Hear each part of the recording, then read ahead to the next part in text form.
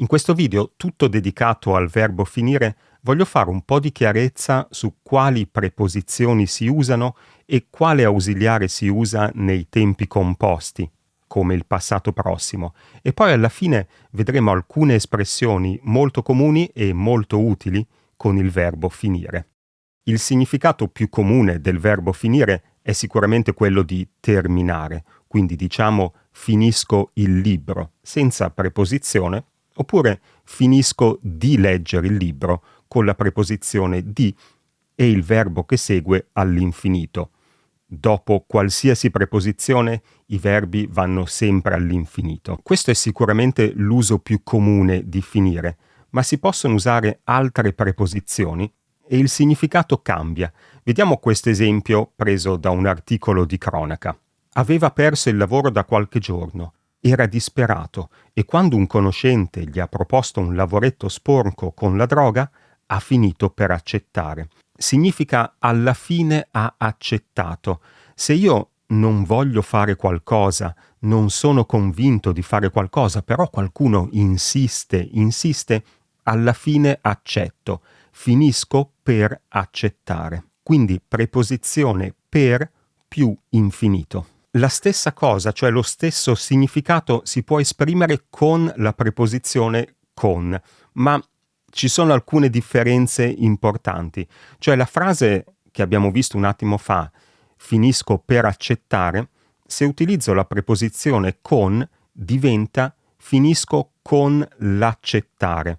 Cioè bisogna mettere l'articolo davanti al verbo all'infinito. Quindi questa ovviamente è una struttura un po' più difficile da usare, perché bisogna scegliere l'articolo giusto. Ora, prima del verbo all'infinito si usa sempre l'articolo singolare maschile, ma sappiamo che ci sono 3 articoli singolari maschili, il, lo e l'apostrofo, come in questo esempio, finisco con l'accettare. E ho quest'altro esempio che usa un articolo diverso. In queste condizioni molti cuccioli hanno finito con lo sviluppare gravi patologie agli occhi e al sistema respiratorio. In questo caso si usa l'articolo lo, perché ovviamente sviluppare inizia con S più consonante. La mia impressione è che la struttura finire per sia un po' più comune della struttura finire con più articolo più verbo all'infinito. Forse perché è un po' più facile da usare, ma potrebbe essere solo una mia impressione, non ho dati precisi. Ma secondo alcuni sarebbe meglio utilizzare la struttura finire con più articolo. Il vocabolario Treccani, che fra l'altro è disponibile online gratuitamente, a proposito della struttura finire per, scrive meno bene ma frequente nell'uso. Quando ho letto questo mi sono un po' incuriosito mentre preparavo questo video e ho controllato altri libri e altri vocabolari. Ho controllato il Devoto Oli, un vocabolario molto affermato, che non fa nessuna differenza fra queste due strutture. Allora sono andato un po' più indietro e sono andato a vedere il dizionario moderno di Alfredo Panzini. Si chiama Moderno, ma è del 1935. E il dizionario moderno scrive: finire per ricorda il modo equivalente francese. Italianamente dicesi finire con.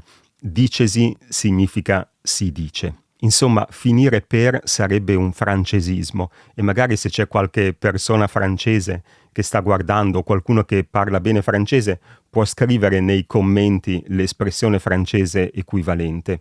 Sarebbe quindi un francesismo, ma io sinceramente continuerò a usarlo e potete usarlo tranquillamente anche voi. Abbiamo visto le preposizioni di, per e con, ma si può usare anche la preposizione a. Questo è un esempio che ho trovato in uno dei dizionari. È finito a chiedere l'elemosina. Prima cosa importantissima, l'ausiliare è cambiato. In tutti gli esempi che abbiamo visto finora, per il passato prossimo si usava l'ausiliare avere. Ho finito di leggere, ho finito per accettare, ho finito con l'accettare. Con la preposizione a cambia il significato e, importantissimo, cambia l'ausiliare. Quindi ausiliare essere, non più avere. Parlerò ancora dell'ausiliare fra un attimo, ma prima vediamo il significato.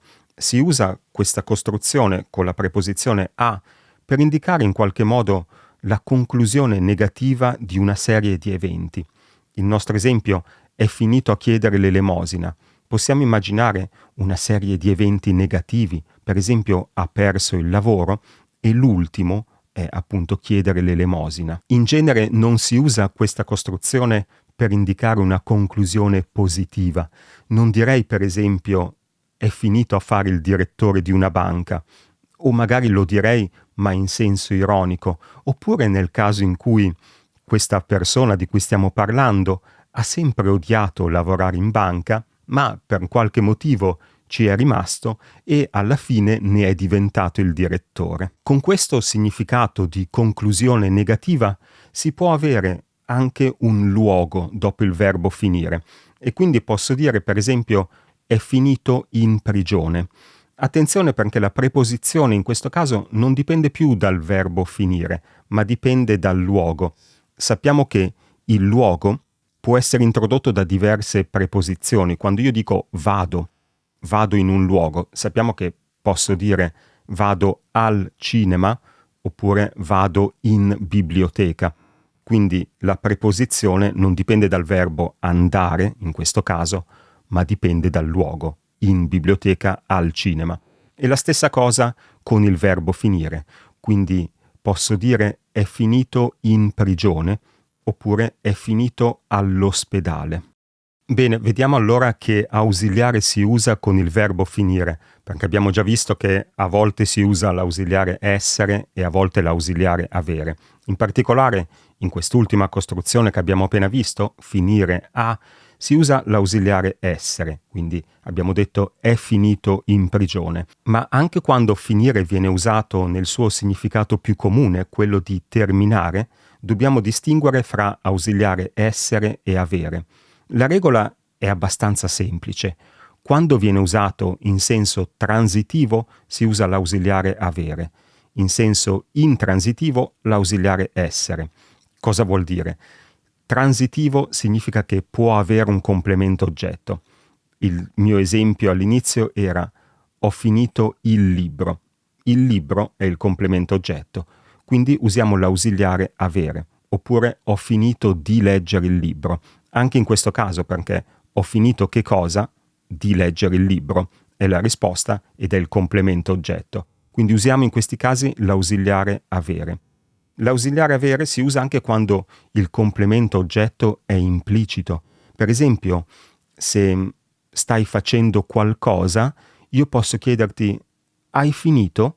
Perché è implicito il complemento oggetto di fare quello che stai facendo. L'ausiliare essere invece viene usato quando si usa in senso intransitivo.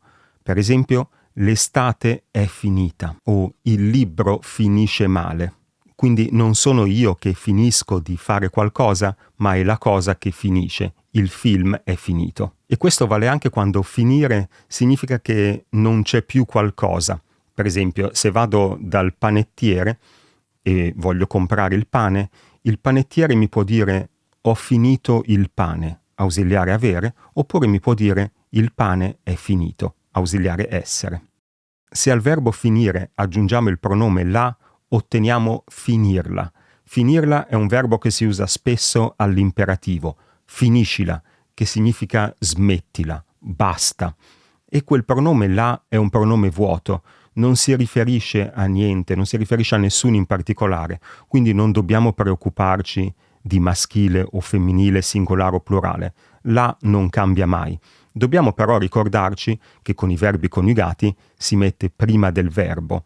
Per esempio, in riferimento a una persona che parla troppo, parla tanto, parla, posso dire non la finiva mai di parlare o non la finiva più di parlare. Un'altra espressione molto comune è farla finita.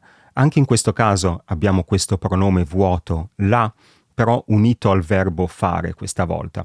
Dobbiamo però fare un po' attenzione al significato, perché farla finita ha due significati diversi. Il primo è simile a quello che abbiamo visto prima, quindi posso dire con un imperativo falla finita. È un'espressione colloquiale che significa come prima, significa smettila, finiscila, basta. Ma se dico che una persona ha deciso di farla finita, ha un significato molto più grave, perché significa che ha deciso di togliersi la vita. E per finire aggiungiamo una S di fronte al participio passato e diciamo sono sfinito al maschile, sono sfinita al femminile, per dire sono stanchissimo, non ce la faccio più. Grazie per avermi seguito e ci vediamo nel prossimo video. Ciao!